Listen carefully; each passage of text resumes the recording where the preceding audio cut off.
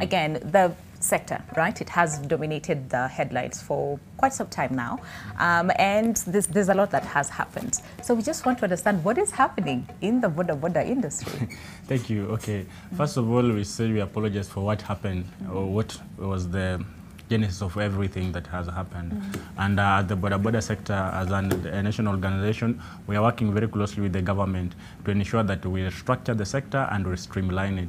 And the first step that we have taken, you know, there's some things that have been happening behind the curtains, which people don't know, but it forced it to come early. And one of it was the registration of boda rider. Because for a very long time, we didn't know who is a boda rider, where is he, what is he doing.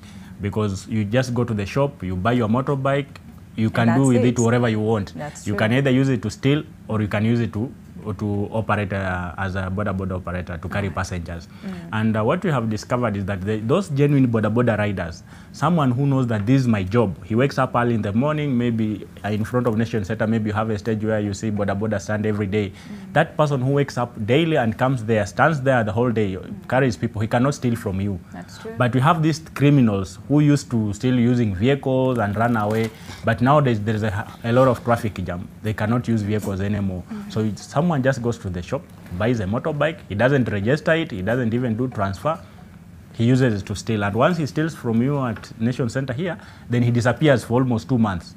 You can't see. But the genuine boda rider will always come back here to carry passengers, because that's where he gets his daily bread. Okay. So there's a lot of infiltration of rogue, by the criminal, you know, people who might want, you know, again, innocent Kenyans to believe that they are boda operators. Yes. And of course, there's also an aspect of regulations. How do these people, first of all, get access, you know, to get to carry people, right? Because we see them on a daily basis, they're just everywhere, and it's very easy for them to pata topo kwa barabara, you know, and you just hail them thinking that these are genuine, you know, boda operators. So of course, we'd also want to understand. So then, how do they get to that point of, you know, getting to carry passengers from point A to point B, and then in the process, you know, sometimes actually commit crime. But for you, Henry, again, so for how long have you been a boda operator? I've been a boda operator from 2009. 2009? Yeah. Wow, okay. It's over 12 years. Right? Yeah. So let's just talk about the journey and the evolving, you know, as far as the boda sector is concerned in the country. For example, for you since 2009 all the way to 2022, what has that been processed like? The journey has not been easy, but things are changing. I started riding in Mombasa in 2009, and it was not easy because even going to the job maybe as early as 6, between 6 and 8, and from 7 in the evening to like now 6 in the morning. It was terrible.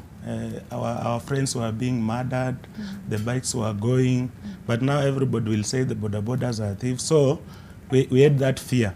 But for now, things are changing. The government is coming in. The police are at least doing work. So for now, you might find out that we have got people who work, like me, I usually work on daily basis, like in the morning to evening. And then there are our friends who work from now evening, let's say 8 to maybe 6. Right. So we have got 24 hours. Our sector is going 24 hours. So there's no time you cannot find a boda rider on the road. But at the beginning, you know, the law was being applied partially. So, and that is what you are seeing people engaging in mob justice and whatever, because the riders were feeling that they were not getting justice. Okay. But now with Kevin Mubadi as national president, Boda Safety Association of Kenya, we are working hand in hand with the government, and we are doing a lot to bring sanity in the sector. So now even as we sit here, maybe a boda rider is arrested by the police, and maybe he feels that his rights have been infringed. He will just call, and we will take action. Okay. So we find out that that mob justice is going down, although on the same, we have got the rock riders, and on the issue of safety of the public or the users, our clients. I might advise them, when you want to take a boda to take you from point A to point B, try to go where the stages are. Because mostly when you go outside there, you'll find people like 10 sitting in a group, and you usually see them daily. Like they are our friends at Total here.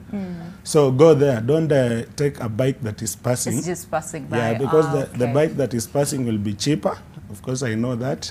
But now the repercussion might be high. That's true. Yeah, so the person who is passing, if he goes with you, and maybe something is done, where will you find him? But if you come and take the bike at the stage, you'll just come and maybe mention to them, I took with a black guy, tall, very strong. Then they'll tell you, no, that is Henry. That's Henry. Yeah. Okay. All right. So, and again, I mean, there might be some who are really, for example, just good people. It's just that then they have not been able to, you know, to register and become part of an association. But then again, I hear what you're saying. Not everyone who's just passing by with a motorcycle is a genuine boda operator.